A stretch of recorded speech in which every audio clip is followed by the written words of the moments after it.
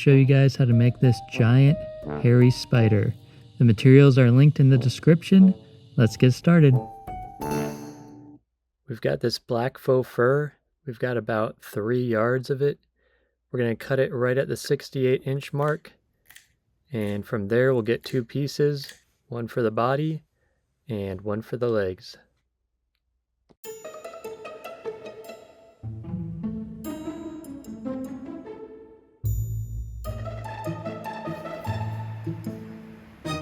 To get all the extra furry bits off of this, I like to run it right into the shop vac. We're going to take this super fabric glue. We're going to run a bead all along this leg here, fold it over itself, put some weight on it so it can dry. If you have a sewing machine that can handle this kind of fabric, you could sew it up. This has worked for me.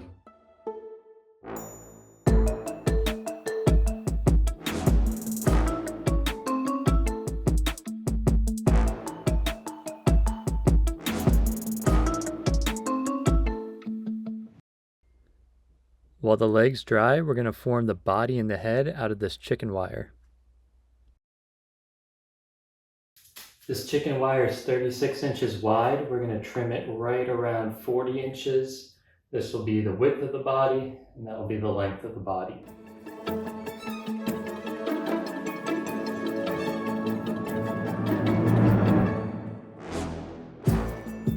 We're going to try and bend this into an egg shape or dome shape. It's a little bit of trial and error. You could even take a piece of paper and practice some folding patterns, because it's really just a matter of folding and creasing the wire down to try and get the shape you want.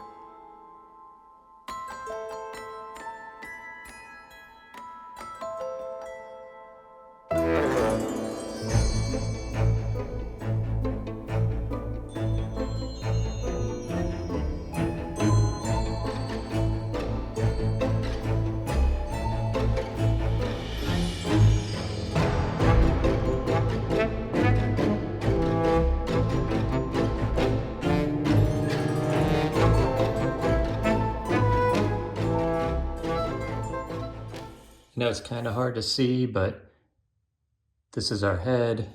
We can kind of align it to the body where we think it's going to go. And then from there, we can tuck in again to kind of round out the bottom parts of this. All right, to attach the head to the spider, my chicken wire came wrapped with this wire just around it. So I'm going to trim pieces off and use it like twist ties and just attach it to the head in a few places. I've got these plaster bandages that I'm going to use. Cut up into the length you want, dip it in some water, and then we're going to put it all over the spider to give it some structure.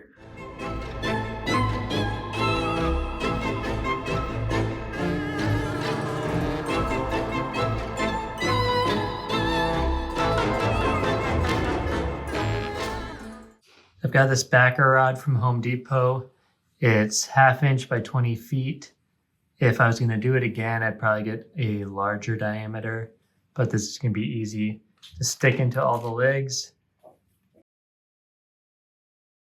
Now we're going to use more of this chicken wire. We're going to put it across the bottom of it and just trim it around, and then tighten it down with the extra wire, and we'll strengthen everything up with the chicken wire and some spray foam.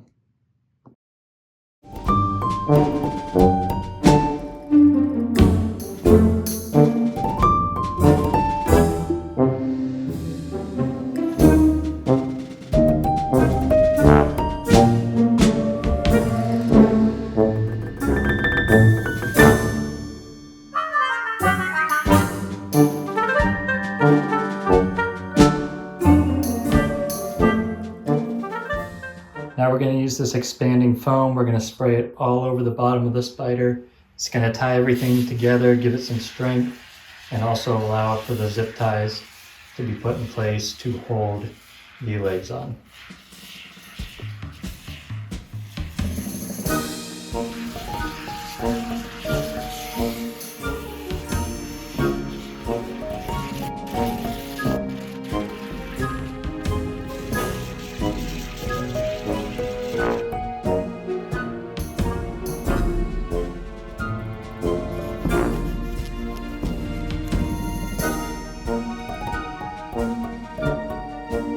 Now we take this wire, we're going to cut it into equal 12.5-foot lengths.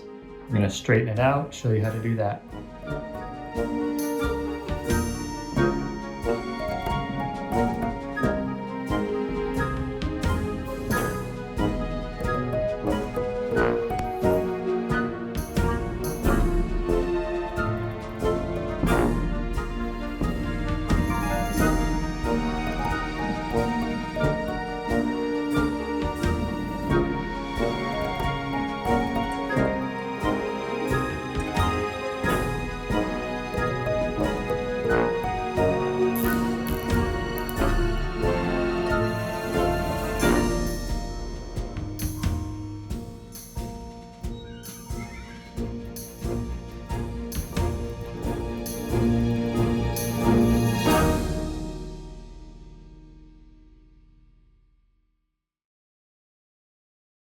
All right, now we're gonna lay the spider legs like this.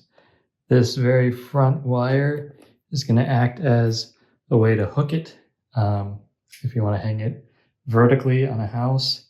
So decide where you wanna put that, and then what we're gonna do is we're gonna bend right along this neckline at 90-degree angles, and then we'll work on bending the legs down how we want them.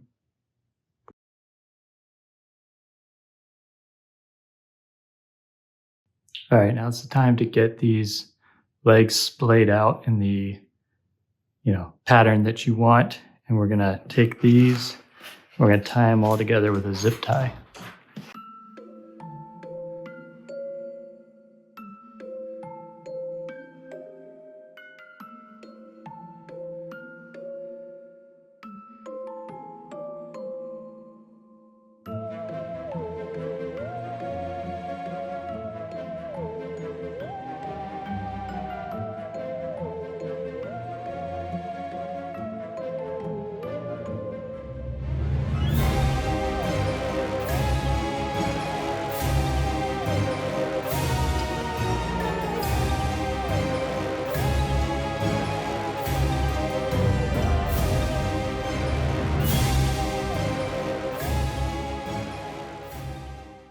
Now we're going to secure the legs to the body.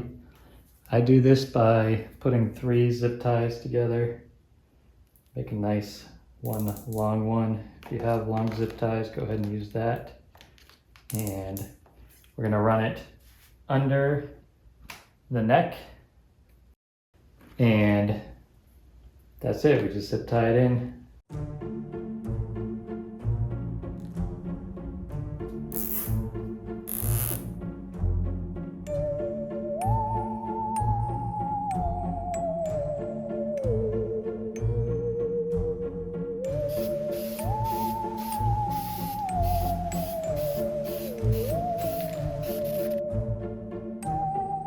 Now we're going to use this urethane, spray the body to help waterproof it.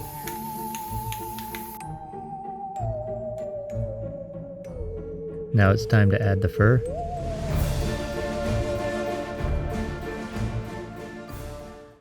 We're going to use this adhesive. We're going to spray it on the back of the spider and then a similar pattern on the back of the fabric. And then we've got about 2 minutes to let it dry and get tacky. And we have about 10 minutes to push it all together.